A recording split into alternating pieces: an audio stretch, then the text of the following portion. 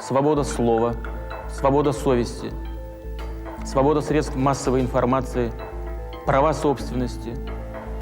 Эти основополагающие элементы цивилизованного общества будут надежно защищены государством.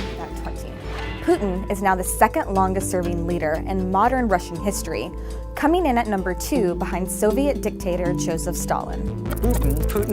Vladimir Putin, 17 years and the most powerful man in the world. To understand how one man could have such a powerful influence. Vladimir Putin has been ruling Russia since 1999. In that time, he has shaped the country into an authoritarian and militaristic society. He successfully invaded 2 of Russia's neighbors and has strengthened ties with Syria and Iran. He's intent on pushing back against the Western world order, and it appears to be working. Vladimir Putin, 17 years in power, the most powerful man in the world. To understand how one man could have such powerful influence on one country, you need to get back to the chaos and corruption that gripped Russia after the fall of the Soviet Union.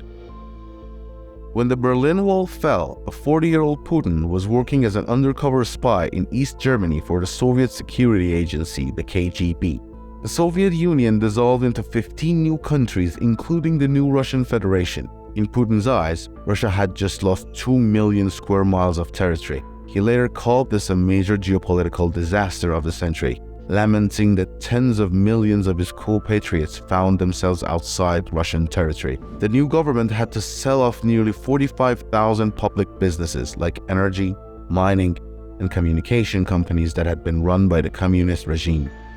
And it was chaos. The Russian economy was in a freefall, and all these companies ended up in the hands of few extremely wealthy men, known today as Russia's oligarchs. At the same time, the new Russian state was having a hard time establishing itself. Russia's first president, Boris Yeltsin, was wildly unpopular for cooperating with the West. And to make matters worse, he was an alcoholic, and many Russians thought that he was an embarrassment. In order to stay in power, he leaned on the support of these oligarchs, surrendering an immense amount of political power to them. This graph shows how inequality actually worsened after the fall of the Soviet Union. This is where Vladimir Putin enters politics.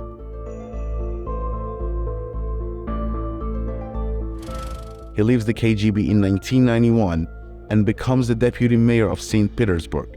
Putin uses his position to give special treatment to friends and allies in the private sector. He helps them structure monopolies and regulates their competitors, quickly becoming a favorite among the oligarchs. Before long, he's assembled a support network of oligarchs, crime bosses, and security officials, mostly fellow former KGB officers like he was.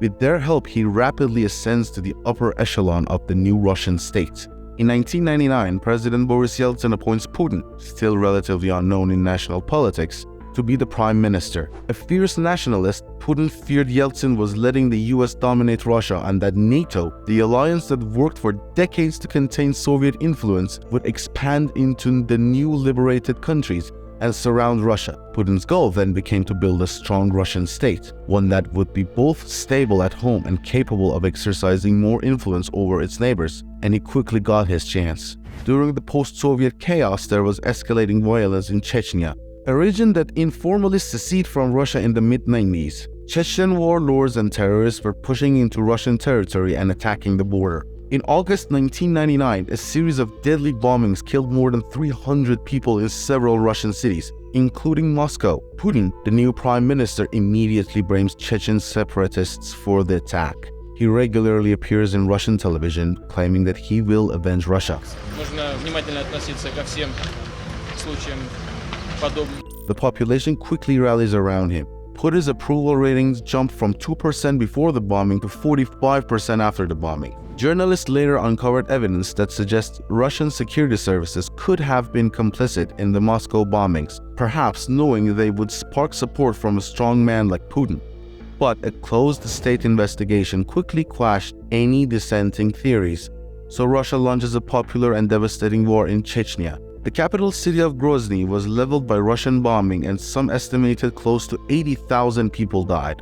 And in less than a year, Russia successfully brings back Chechnya under its control. In December 1999, Yeltsin resigns, making Putin the interim president. Я прошу прощения I ask forgiveness for not fulfilling some of the hopes of the people who believed that we could in one swoop, in one leap, jump from the grey, stagnant, totalitarian past into the radiant, wealthy, and civilized future. I am leaving. I have done everything I can.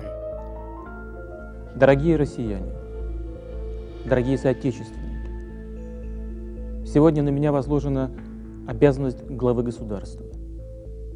Обращаю внимание на то, что ни минуты не будет вакуума власти в стране. Не было и не будет. Я хочу предупредить, что любые попытки выйти за рамки российских законов, за рамки Конституции России. In May, during the bloody campaign in Chechnya, Putin wins the presidential election. He begins to shape the Russian state to his vision. Patronage and corruption remain some of his key tools, but he quickly suppresses the oligarchs under his rule. Those that support Putin are rewarded. Those that don't are eliminated. Oil. This is effectively a vendetta from Vladimir Putin for Khodorkovsky getting involved in opposition politics. With the oligarchy tamed, Putin was now free to move at his vision outside of Russia's borders. At the time, relations with the US are fairly good. Putin even vacationed George W. Bush's summer home. I looked the man in the eye. I found it to be very straightforward and trustworthy. But things were about to change. In August 2008, Russia invades Georgia, a former Soviet republic. Russia quickly annexes two small parts of Georgia, drawing condemnation from all over the world. Interestingly though, Putin was not president during the invasion.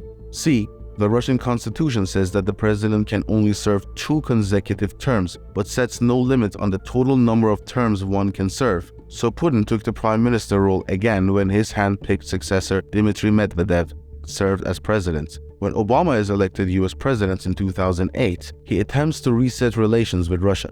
And they make some progress, most notably to limit both countries' nuclear arsenals. But Putin remains paranoid about US invasions and remains opposed to those new relations. He particularly bothered by the US interventions in the Middle East, especially in Libya in 2001. He publicly criticized Medvedev for not vetoing the action in the UN Security Council.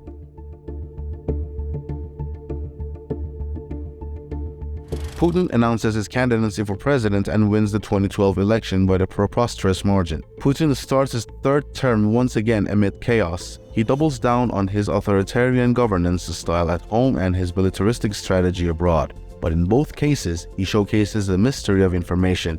He first took office in 2000. Putin has kept tight leash on Russian television. Essentially all news outlets are straight-on propaganda machines. His regime decides which stories air and how, always depicting him as the strong Russian leader. In 2012, he cracked down on human rights and civil liberties, making clear there was no room for dissent in his Russia. Putin also blustered his aggressive foreign strategy. He used traditional military methods, like sending weapons and fighter planes to help dictator Bashar Assad fight a bloody civil war in Syria. But Putin's regime has also developed and fostered the most effective cyber army in the world, and he has used it to wreak havoc in the West. These hackers have stolen classified US information, hacked politicians' email accounts, even shut down Georgia's internet while Russian troops invaded. And of course, they tried to sabotage Hillary Clinton's presidential campaign in 2016.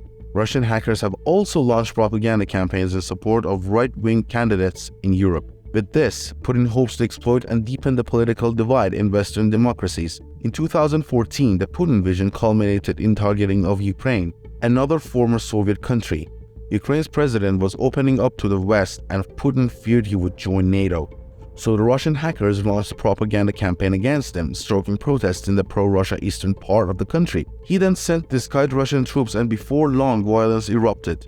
In goes the Russian military, and in early 2014, Putin annexed Crimea. He continues to support the fighting in Ukraine, and as of 2017, over 9,000 people have died. The world erupts in protest, but Putin doesn't give in. He sees aggressive foreign policy successfully weakens his neighbors while also rallying Russians around him. But he has done all this to the expense of his own people. His invasions have promoted harsh sanctions from the West, barring Russian businesses from trading in Western markets. Russian currency has plummeted in value, and the energy industry that Russia relies on is collapsing. It's hard to imagine Russia can continue under these circumstances, but the election of Donald Trump brings new hope for the Putin vision. Trump's rhetoric has been notably soft on Russia. He could lift sanctions and weaken NATO, potentially freeing up space for Putin's Russia to become a dominant power once again. Мною принято решение о проведении специальной военной операции.